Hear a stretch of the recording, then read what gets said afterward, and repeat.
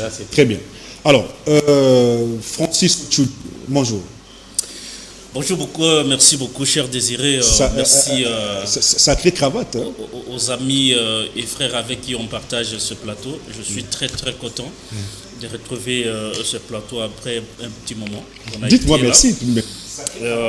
Merci beaucoup, cher Désiré. Et des belles chaussures aussi. Mais si vous me permettez, je voulais joindre ma voix à celle de l'honorable Irakana Gracien de Saint-Nicolas. C'est qui?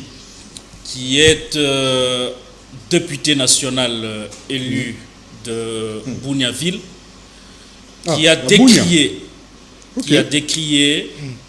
le carnage, cher Désiré. On semble oublier l'essentiel. On semble oublier la vie de Congolais qui périssent dans cette partie-là. Le député national élu de Bunia, honorable Irakana, a tout simplement décrié le silence autour de ce carnage.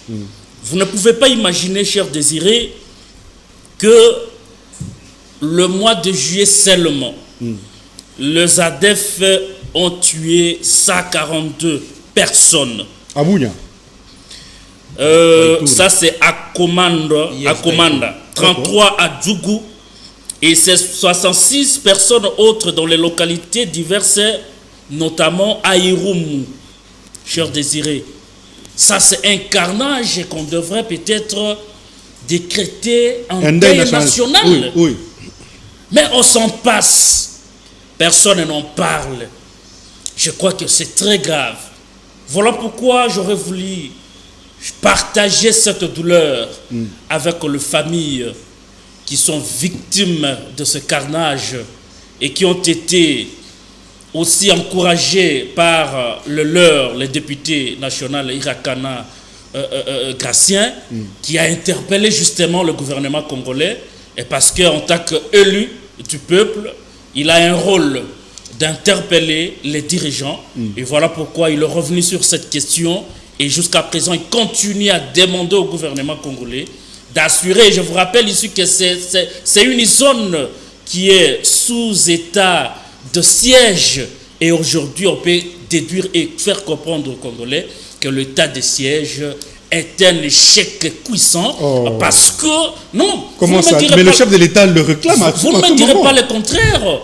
Sous-étant, une zone sous-étant de siège. Mais on est en train de tuer plus de 143 personnes à un seul mois, le mois de juillet. Vital Kamerhe a raison. Ce n'est qu'un échec. Vital Kamerhe et donc je partage cette opinion de Vital Kamerhe, de l'honorable Gracien, qui est le leader de l'opposition républicaine aujourd'hui et qui incarne une certaine responsabilité dans la gestion. Et nous espérons que c'est parmi les personnalités que le président Tshisekedi peut-être, s'il voudrait travailler avec des gens cohérents et civilisés, qui ont les soucis. Mais on ne le connaît pas, du parti. Non, il ne faut pas toujours tenir compte des gens qui sont connus dans le bêtise. Lui, il est connu dans la gestion et dans les questions parlementaires. Très bien. Et donc, il est important qu'on puisse en parler ici et interpeller les dirigeants par rapport à cette question nomination de ces carnages. De Félix Tshisekedi. Très bien, merci beaucoup Francis Tchoudi. Alors, César, je vous prierai de prendre la chaussure de Francis. C'est une belle chaussure. Montrez aux téléspectateurs. Une belle chaussure. Ça, c'est une distraction. On parle de la République. Il faut partager la peine de ceux qui sont dans cette partie. Nomination. Le chef de l'État nomme, l'UDPS s'énerve, l'opinion jase. Gauthier Sopambo. Qu'est-ce qui vous fait rire? L'opinion jase. Oui, j'ai l'impression que, ça, c'est bien.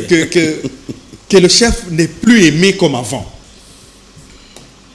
On dit que le chef s'est créé un autre parti politique dénommé Philadelphie, d'où il tire toutes les nominations. Ça veut dire qu'actuellement, si le chef veut nommer, c'est Philadelphie qui prend tout. Et c'est le pasteur Roland Dallot qui fait une liste. Par exemple, nous avons un gouvernement qui va sortir d'ici là. Philadelphie a déjà envoyé les noms. 3 noms par poste. et on va assister à des ministres Philadelphie, comme des DG qui sont Philadelphie, de l'UDPS est dans les oubliettes. Les combattants qui ont combattu durant... Combien d'années là? Ils disent 44 ans. Non, c'est déjà 33. 33, il faut prendre 33 ans.